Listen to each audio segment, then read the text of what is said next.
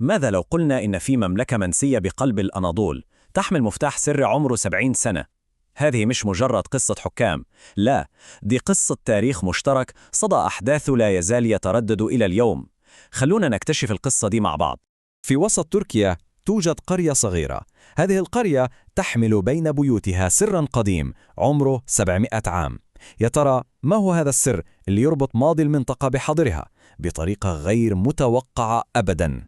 الإجابة في الحقيقة ما راح نلاقيها في سجلات قرية صغيرة.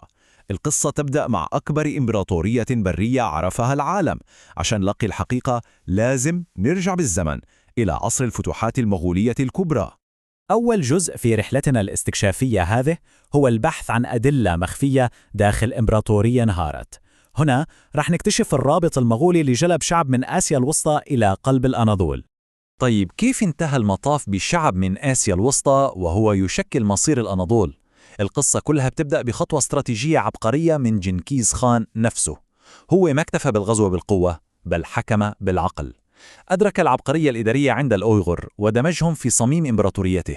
يعني ما كانوا مجرد جنود، لا، كانوا هم العقل المدبر للحكم المغولي في غرب آسيا، وارتقوا لأعلى المناصب في الدولة الإلخانية اللي سيطرت على بلاد فارس والأناضول. هذا التسلسل الزمني يوضح لنا كيف موازين القوى تغيرت بسرعة. في عام 1243 سقطت سلطنة سلاجقة الروم وصارت دولة تابعة للمغول، وبعدها ب10 سنين بس في 1256 تأسست الدولة الإلخانية بشكل رسمي ورسخت سيطرتها.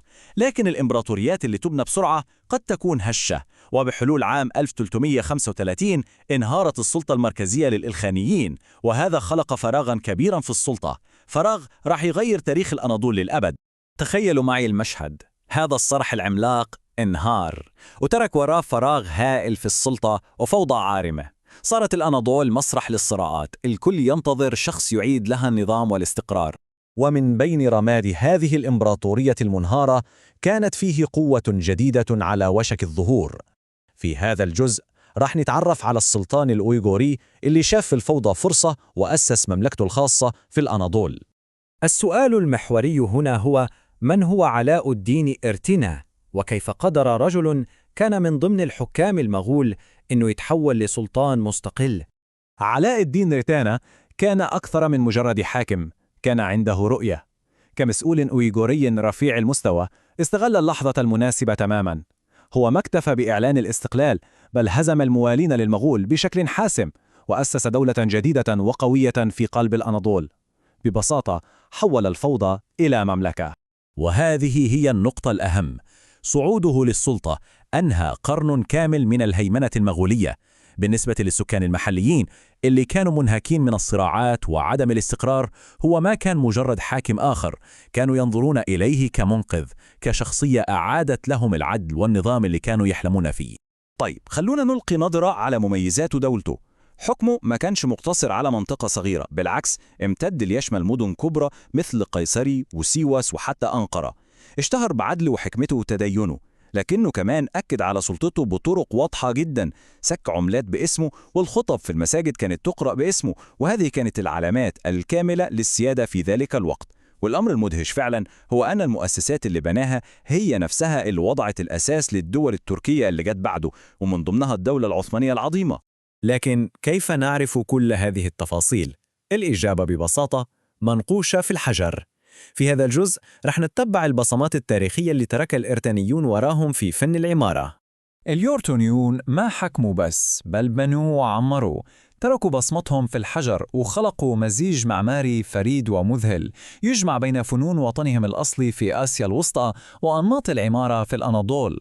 وهذا مثال رائع: بوابة جامع بونيان الكبير اللي انبنت حتى قبل استقلال إرتنا رسمياً، فيها نقوش مذهلة لرؤوس الذئاب، وهذه بصمة فنية واضحة من آسيا الوسطى. نادر جدا ما نجد هذا الأسلوب في مساجد الأناضول الأخرى، وهذا يثبت لنا وجود أويغوري مؤثر وعميق حتى قبل تأسيس دولة إرتنا. والأدلة ما توقف هنا.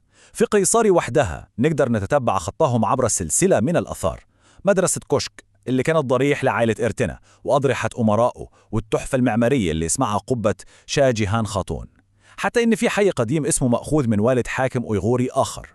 يعني المسألة مش مجرد مبنى هنا وهناك، لا، هذا وجود عميق ومستمر منسوج في نسيج المدينة نفسها. والآن خلونا نقفز قفزة زمنية مذهلة لمرحلة يبدو فيها أن التاريخ يعيد نفسه في نفس المكان، في قيصرية. هذه قصة عودة ثانية للوطن بعد قرون طويلة. السنة هي 1965، بعد أكثر من 600 سنة على قيام دولة إرتنا. نفس الأرض شهدت موجة هجرة جديدة من نفس الشعب. أوجه التشابه هنا مذهلة فعلا. في القرن الرابع عشر السبب كان انهيار إمبراطورية، وفي القرن العشرين كان السبب هو الاضطهاد وعدم الاستقرار. الهجرة الأولى كانت دافعها الخدمة العسكرية والإدارية وتركت وراءها إرث دولة كاملة، والثانية كان دافعها المنفى وخلقت مجتمع شتات حديث. لحظتين مختلفتين في التاريخ، دافعين مختلفين، لكنه نفس الشعب يعود إلى نفس الأرض. وجهة واحدة وعودتين يفصل بينهما 6 قرون. وفي هذيك السنة حوالي 2000 لاجئ أيغوري بقيادة شخصيات بارزة مثل عيسى يوسف ألتوكن وجدوا وطن جديد. هم ما كانوش يبحثوا عن ملجأ وبس، بل كانوا يعودون إلى أرض أجدادهم ليكتبوا فصل جديد في هذه القصة القديمة جدا. وهذا يوصلنا لخلاصة رحلتنا التاريخية، أن الجذور ممكن تكون أعمق من الذاكرة الحية، وأن هؤلاء القادمين الجدد ما كانوا مجرد ضيوف.